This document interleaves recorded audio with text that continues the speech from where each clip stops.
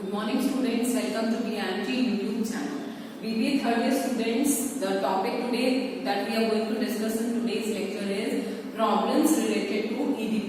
इससे पहले entrepreneurship development and small business management में जो हमने लास्ट टॉपिक डिस्कस किया था वो था EDPs, एंटरप्रेन्योरल डेवलपमेंट प्रोग्राम्स। किसी भी एंटरप्रेन्योर की एंटरप्रेन्योरल एक्टिविटीज को एनहांस करने के लिए, पॉलिश करने के लिए और ज्यादा उसको अपडेटेड करने के लिए EDP प्रोग्राम्स का इंट्रोडक्शन होता है, जिसमें गवर्नमेंट एजेंसीज के द्वारा, कुछ इंडिविजुअल ग्रुप्स के द्वारा एंटरप्रेन्योर्स को वेरियस फैसिलिटीज प्रोवाइड की जाती है। बेसिकली ऐसे प्रोग्राम्स को सेटअप किया जाता है जिसमें एंटरप्रेन्योरल एक्टिविटीज को डेवलप किया जाए, इसलिए इनका नाम EDP होता है, एंटरप्रेन्योरल डेवलपमेंट प्रोग्राम। किसी भी एक्टिविटी, किसी भी प्रोग्राम के जरिए जब आप एंटरप्रेन्योर्स को या उनकी एक्टिविटीज को डेवलप कर रहे हैं, चाहे वो फंड से रिलेटेड इशू हो, चाहे वो उनके कॉन्फिडेंस से रिलेटेड इशू हो, सोसाइटी या बैकग्राउंड से रिलेटेड इशू हो, या फिर किसी नए प्रोजेक्ट या आइडिया से रिलेटेड कोई इशू हो, तो उन सब चीजों का जब डेवलपमेंट किया जाता है जिससे कि लंबे समय तक वो अपने वेंचर को प्रैक्टिस कर पाए बिना किसी प्रॉब्लम के, तो बेसिकली ऐसे प्रोग्राम्स को कहते हैं EDP। आज की इस क्लास में जो हम टॉपिक डिस्कस करेंगे EDP से ही जुड़ा है, but the problems related to entrepreneurial development programs. Entrepreneurial development programs बहुत फेमस हैं, गवर्नमेंट की डिफरेंट पॉलिसीज, एजेंसीज इनसे जुड़ी हैं, जो अलग अलग तरह की स्कीम्स लेकर आती हैं, जो एंटरप्रेन्योरल एक्टिविटीज को एक नए लेवल पर ले जाती हैं। और आज के टाइम में अगर आप देखें तो एंटरप्रेन्योरल एक्टिविटी काफी ज्यादा इस चीज में इन्वॉल्व है, लोगों को काफी फायदा डायरेक्टली मिल रहा है, बट ये भी उतना ही सच है कि इससे रिलेटेड काफी प्रॉब्लम्स भी होती है जो EDP प्रोग्राम्स द्वारा फेस करनी पड़ती है। तो आज के इस टॉपिक में हम डिस्कस करेंगे problem face by EDPs। Class start करने से पहले मैं आपको इंस्ट्रक्ट कर दूं कि कहीं भी कोई प्रॉब्लम है तो आप कमेंट सेक्शन में मेंशन करें। इसके अलावा ईयरफोन्स के साथ वीडियोस को सुने जिससे कि वॉइस का कोई इशू ना हो। कोई प्रॉब्लम है तो कमेंट सेक्शन आपके लिए है, आप उसमें मेंशन कर सकते हैं।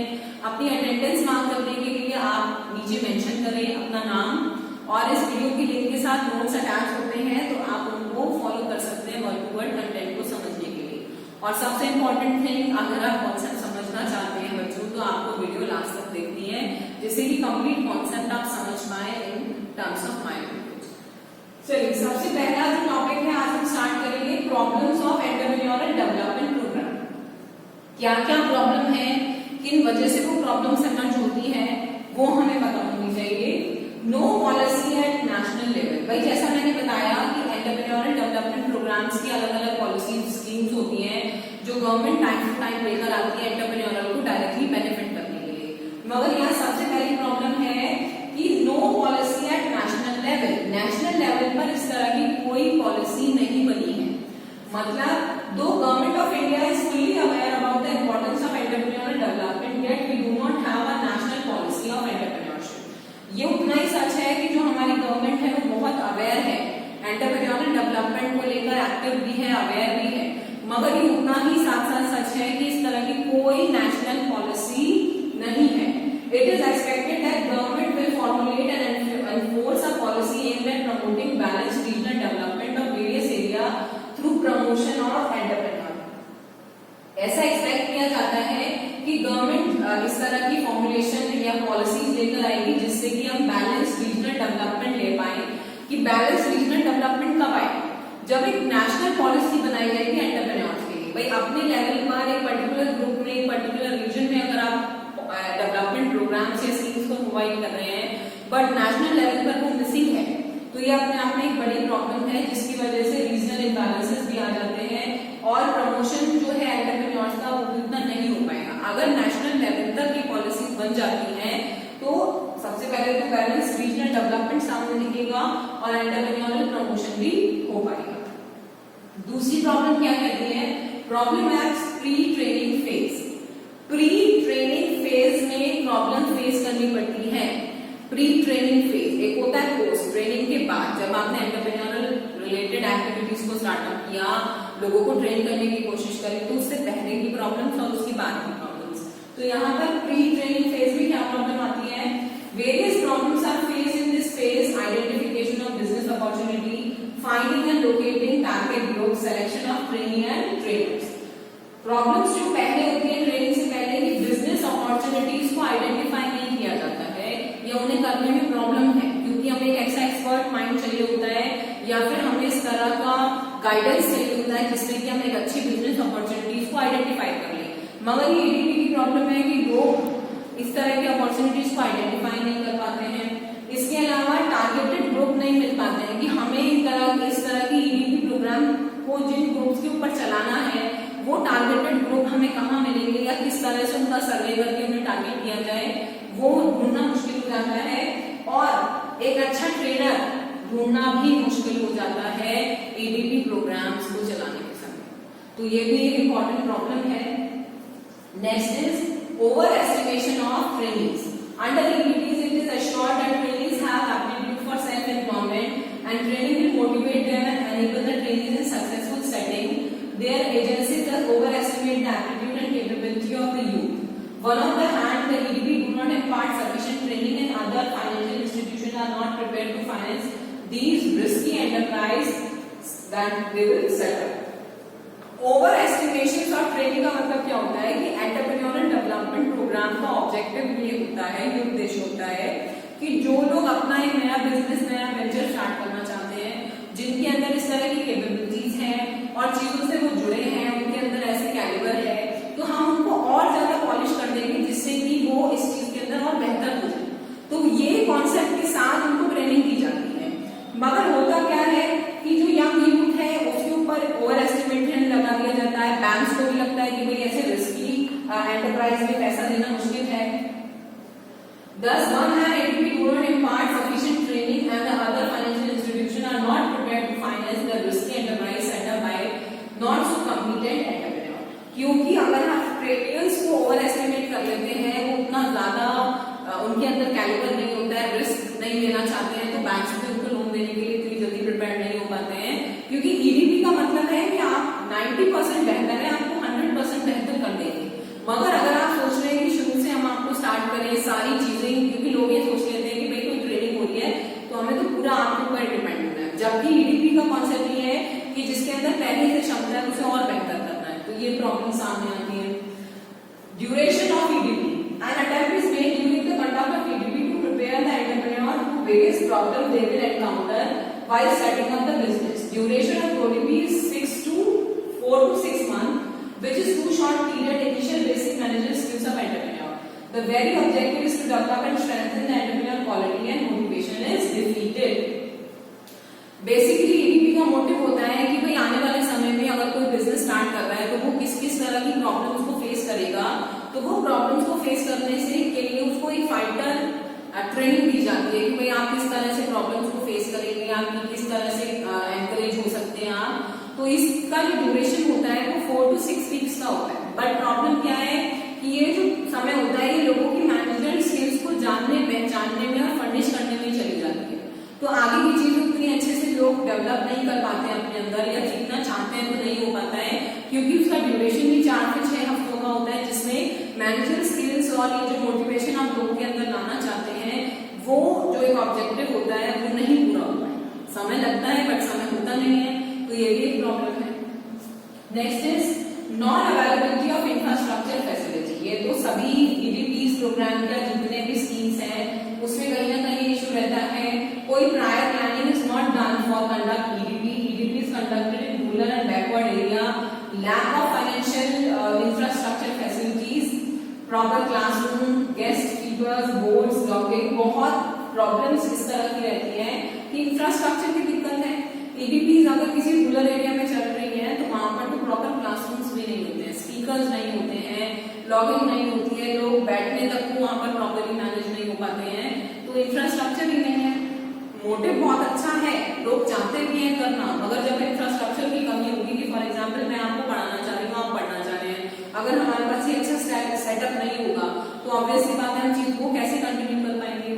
तो ये भी उनके साथ प्रॉब्लम रहती है। Improper methodology. The course content is not standardized and most of the agencies are engaged themselves not fully clear about what they are supposed to do. Attainment of predetermined goals. This is put a question mark on the utility of the program. किसी भी तरह की कोई proper methodology नहीं होती है। बहुत सारी ऐसी एजेंसीज हैं जो चाहती तो हैं कि भाई ईडीपी सेटअप करें, स्टार्ट करें, मगर उनका कोई प्रॉपर मेथड नहीं होता है, कोई प्री डिटरमाइंड प्लान नहीं है। तो भाई ये बहुत सारे गवर्नमेंटल स्कैम्स में आता है कि लोग गवर्नमेंट एजेंसीज के नाम पर, ट्रेनिंग के नाम पर गवर्नमेंट से स्कीम्स के दौरान काफी पैसा ले लेते हैं, चीजों को अप्रूव करा लेते हैं, मगर उनकी कोई प्लानिंग नहीं होती, कोई मेथड नहीं होता, करना भी चाहते हैं तो उन्हें लगता है कि बस जो हमने सोचा है वो हमने करा दिया, कोई स्ट्रक्चर नहीं होता तो वो अपने आप में फ्लॉप हो जाएगा। तो ये प्रॉब्लम डायरेक्टली एंटरप्रेन्योर्स को फेस करनी पड़ती है और प्रोग्राम्स का कोई प्रॉपर मेथड नहीं होता है। Mode of selection, there is no uniform procedure by various agencies to identification of entrepreneur. Organizing, conducting EDP prefer to person who have some projects idea and thus opportunity is not provided to all interested candidates. Method of selection भी एक बड़ा problem है। EDP का सबसे important motive यही है कि जिस भी आदमी या व्यक्ति के पास कोई भी प्रोजेक्ट से संबंधित आइडिया है तो उस आइडिया को किस तरह से इम्प्लीमेंट कर सकता है, कैसे एंटरप्रेन्योरल एक्टिविटीज को प्रैक्टिस कर सकता है, उनका सिलेक्शन EDP में किया जाता है। हर कोई इंटरेस्टेड कैंडिडेट EDP का पार्ट नहीं बन सकता, ऐसे तो हर कोई बिजनेस करना चाहेगा, अगर उसके अंदर कैलिबर होगा तभी तो वो कर पाएगा, बट ये जो मेथड ऑफ सिलेक्शन है यही एक बड़ी प्रॉब्लम बन जाती है। Next is non availability of competent faculty. जैसे कि मैंने बताया ट्रेनर्स की बहुत ज्यादा महत्वता होती है EDP में।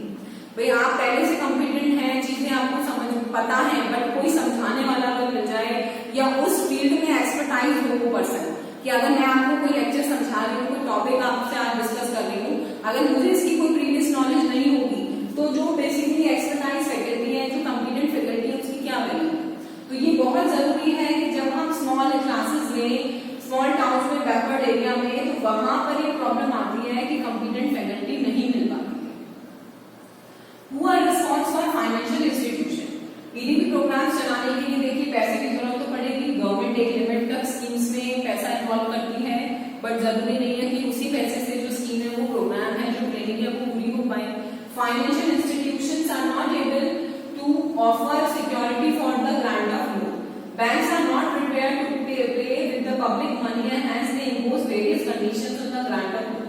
बैंक यहाँ पर ये कहता है कि भाई जो पब्लिक का पैसा हमारे पास डिपॉजिट है वो हम किसी को खेलने के लिए नहीं दे सकते। भाई तुम्हारा बिजनेस नहीं चला फिर क्या होगा, तो उसके लिए उन्होंने बहुत सारी रिस्ट्रिक्शंस लगा देते हैं कि भाई अगर आप इस समय तक पैसा नहीं लौटा पाएंगे, इस इंटरेस्ट में आपको मिलेगा पैसा, क्योंकि उनका भी एक अपना पर्टिकुलर जेन्युइन रीजन है।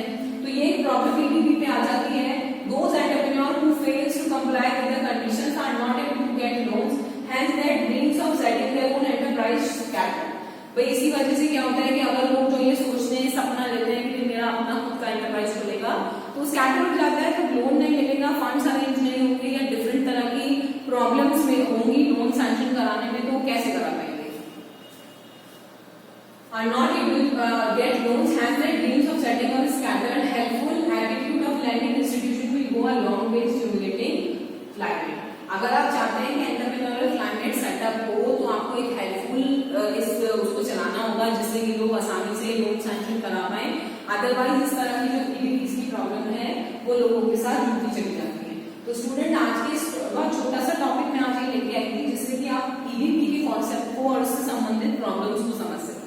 इस लेक्चर के कंटेंट में जो नोट्स हैं वो अटैच रहेंगे जिससे कि आप वर्ड टू वर्ड फॉलो कर सकें और डिफरेंट प्रॉब्लम्स जो हमने डिस्कस करी है वो आपको पता होनी चाहिए। अब यहाँ पर मैंने कुछ पॉइंट्स लिए हैं जो EDP के ऑब्जेक्टिव से जुड़े हैं, जो कि ऑल्दो हम पहले भी डिस्कस कर चुके हैं, मतलब इसको रिकॉल करते हैं। EDP का पहला ऑब्जेक्टिव क्या होता है, develop and strengthen entrepreneurial quality. किसी भी व्यक्ति के अंदर अगर एंटरप्रेन्योर बनने की इच्छा है तो उस क्वालिटी को वो और ज्यादा डेवलप और स्ट्रेंथन करने का उसका उद्देश्य। To analyse environment related to small industry and promote it. आपको एनालाइज करना है कि एनवायरनमेंट में स्मॉल इंडस्ट्री रिलेटेड क्या वातावरण चल रहा है और उसको कैसे आप प्रमोट कर सकते हैं लोगों के काम के जरिए। Removing unemployment. EDP प्रोग्राम्स क्यों चलाए जा रहे हैं, जिससे लोग अपना कुछ काम कर पाए, अनएम्प्लॉयमेंट दूर हो। एनहांसिंग इंडस्ट्रियल डेवलपमेंट, इंडस्ट्री में डेवलपमेंट हो। डेवलपिंग बैकवर्ड रीजन, जो भी हमारे कंट्री का बैकवर्ड रीजन है उसका डेवलपमेंट हो। चाहते हैं लोग करना बट उनके पास कोई मोटिव नहीं होता है, या मतलब मैं ये कह सकती हूँ मोटिव भी होता है बट कोई प्लेटफॉर्म नहीं होता है, तो उसके जरिए वो बैकवर्ड ही रह जाते हैं। सिलेक्शन ऑफ प्रोडक्ट और project, formulation of project, understanding the procedure involve in setting up the small unit, know the sources to help and available the startup, acquire necessary managerial skills that are required acquainted and appreciate the needed social responsibility और entrepreneurial discipline। तो ये कुछ संबंधित objectives हैं जो हमने basically यहाँ इसलिए मेंशन किए हैं कि इनके दौरान जो भी प्रॉब्लम्स, इस उद्देश्य ईडीपी चलाई जाती है, बट प्रॉब्लम्स जो है वो इन उद्देश्यों को पूरा नहीं होने देती है, इसलिए इसको साथ साथ पढ़ना जरूरी है। तो आई होप स्टूडेंट कॉन्सेप्ट आपको क्लियरली समझ में आया होगा। कहीं भी कोई प्रॉब्लम है बेटा तो आप कमेंट सेक्शन में मेंशन करें।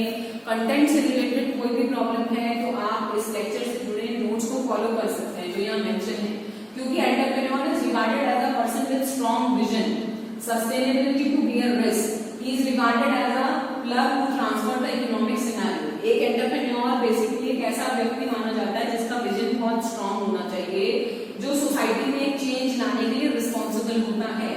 The cause and effect relationship between entrepreneurship is the cause. Entrepreneurship में cause and effect relationship होती है, किसी cause के जरिए इस एक्टिविटी को किया जाता है और उसका इफेक्ट सभी के लिए बहुत ज्यादा फेवरेबल होता है।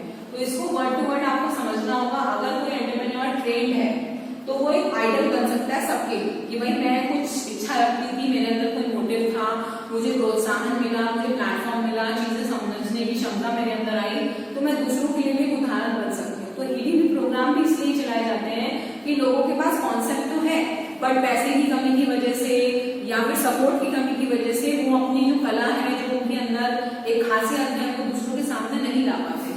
तो यही कॉन्सेप्ट होता है ईडीपी का। और इससे रिलेटेड जो प्रॉब्लम है जो होती है, जेन्युइन है, हर एक प्रोग्राम के साथ जुड़ी होती है, तो वो भी हमें आज समझनी है। तो इस कॉन्सेप्ट को आप वीडियो को लास्ट तक देखें जिससे कि आप इसको और क्लियर कर पाए। Thank you so much.